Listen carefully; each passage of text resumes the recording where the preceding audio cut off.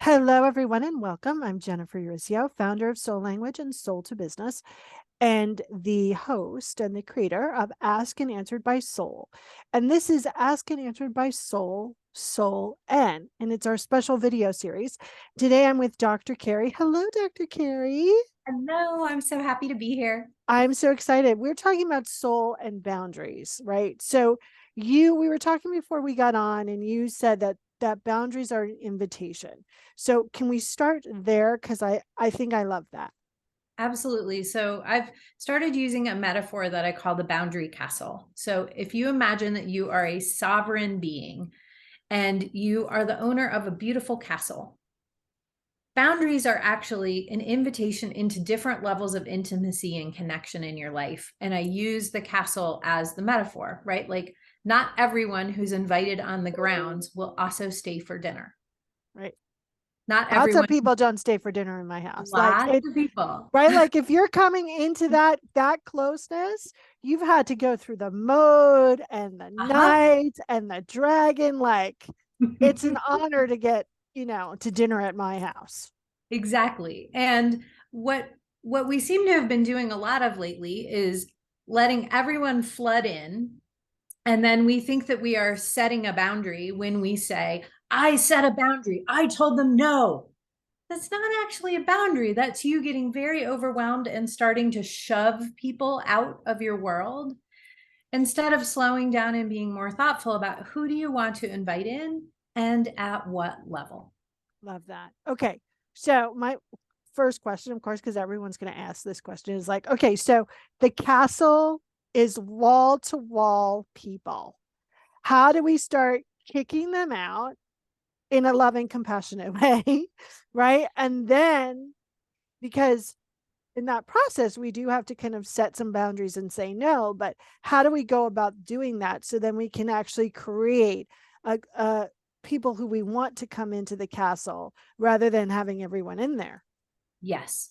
So the first step is to slow down and take a look around. Who is in a place that it doesn't actually work, right? Like I always tell the joke, the only people who should really be in your bedroom are you and your partner and maybe your dog and sometimes your kids, but definitely not your accountant, Yep. right? Like not that Oh, kind of party. right. So, and if your accountant's in your bedroom, that probably means that you've started telling your accountant personal stories that actually aren't appropriate to tell, right? So, the first step is to slow down and to try and become an observer, right? Imagine that you're a guest in the castle and you're walking around, you're like, what's the accountant doing in the bedroom, right? And just look, right? And the point of doing this, it's an assessment. So I think sometimes we get afraid to take a look around because we'll see something that we don't like or that we're upset that we've done. And then we just get hard on ourselves. That is actually just beating yourself up. Yep. That's not forward movement. Forward movement is slowing down, taking a breath, and then just identifying what's really going on, what's okay, what's great, what's not so good. And instead of then just looping on, I can't believe I did this and I can't believe I said that and I can, right? Instead, it's like, oh, okay, I'm actually bringing too many people in. I need to slow down and decide who I tell this story to instead of just telling it every single time, Yeah. right? Or I need to say no thank you to the 7,000th request for something or another. And I need to say that probably 6,000 requests ago. Yeah. But I didn't. So now I have to say now. And that might be uncomfortable, but that short term discomfort of setting a boundary and then holding it is actually way better than the not setting explosion. Everyone get the heck out of my Yeah. house. I think with the oversharing, I think a lot of people think that sharing the stories or or sharing the intimate parts of ourselves is a way to become intimate, and Yeah, that's not exactly true. true. Yes, exactly.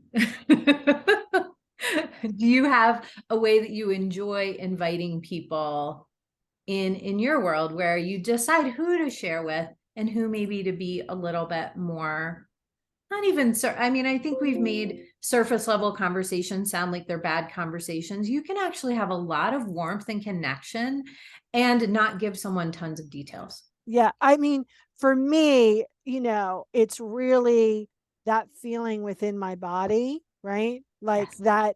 that feeling of, oh, I deeply trust myself around this person, right? Yeah. Because people always say, I don't trust that person. No, no, no. You don't trust yourself around that person, Correct. right? And so that's one of the signs. Also, I really stick with first impressions with people. The way Mhm. I feel when I first meet them. I do, because I've been fooled before, right? I Sure. convinced myself, but I really have, after 53 years, I really go, oh no, we're not compatible. Or I don't feel like I want to really allow this person to the intimate party within me, right? And we override, anytime the word should enters the playing field, it's a really nice red flag, right? It's a great warning sign. So that notion of, I don't know, something, I'll use a silly example, right? You meet your kiddo's teacher for next year and you're like, ooh, but I should like them because they're going to be my kid's teacher. And instead of listening to that intuition, which is like, ooh, I don't think this is a great fit for me, fine for my kid, right? We'll just take this as an example. That notion then becomes like, you don't then have to become very close to that person, even though they are going to be involved in your life a lot. But in terms of the boundary castles, they'll be hanging out in the courtyard. You can be friendly, you can be cordial, you can bring them a glass of metaphorical water, but you don't have to actually then become their best friend, have them over for dinner. Love that. So now that people have a sense of the boundary castle, what are some kind of active participation exercises they can practice to make that the best castle they want? It's really about cleaning up the castle, right? And then making it unapologetically and enjoyably yours. So that word should, anytime that word should is involved, it's like, oh, that probably means that this person is several layers out than how close I think I am supposed to feel to them. And then just accepting that that's the case. And sometimes there will be somebody who you're like, I really should get to know them. And it's like, okay, do I actually want to get to know them? And that turns it into a choice. The should turns things into obligation. Shifting it into a choice then gives you more power, even if the choice is, I don't actually want to be that close to that person. That's okay. Like, and you can still be friendly across every layer of boundary setting, from quite distant to quite close. Of that.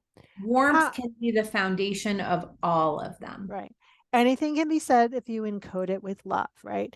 That Yes. doesn't mean, there's a huge difference between love and like. I can love everyone. I don't have to Yeah. like everyone, right? Yeah. And so there's the dog who's setting her own boundary at the moment. How does the inner child, or inner child untamed, kind of mess with the boundary castle? The inner child gets worried, right? And they get scared and then they start kind of scrambling, either because they want to be liked. So they're scrambling to make sure that everybody likes them and no one's feelings are hurt. But the interesting thing about refusing to say no to anyone is the hurt feelings are actually much larger when you disappoint someone than when you're clear from the beginning that you don't have the bandwidth to do the thing they're asking you to do. Yeah. And most of the time, when you don't use that word no, often we get hurt, right? That's when we get really kind of tackled and devastated and kind of, really brought to our knees sitting on the couch eating cheese, because that's what I do when I'm sad, everyone. So as we're wrapping up our time together, today. One, let's give out your website address. I know you have a book, so let's talk about that too. Absolutely. So my book is called Self-Help on the Go. My website is the same, selfhelponthego.com. And the impetus of the book was from my clients who wanted easy suggestions. There's 99 of them in the book that we all know that work. You can read it 2 pages at a time. It's easy, simple, very forward moving. Love it. Love it. So, what is the one thing you want people to remember from our conversation today?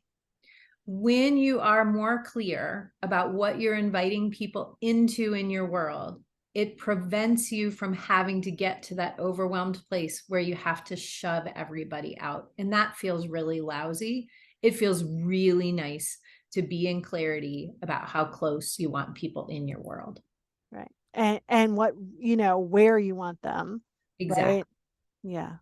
Do you have a question that people can ask themselves to kind of determine where they want people in their castle?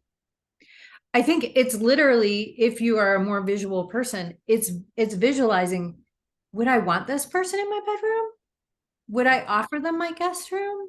Or do I feel like I have to offer them my guest room? If you have to, then that's a great signal that they probably are several boundaries below in your world, and they may be pushing to be in an inappropriate place. And that's a great person to very kindly escort out the door. Love it. Well, thank you so much for your time today. I thoroughly enjoyed it. And I love my boundary castle. So thank you so much. Thank you. I'm so happy to be here. Bye, everyone. Don't forget to check out these amazing guests. And if you have any questions, both links, Carrie's and mine, will be at the end slide. So bye, everyone.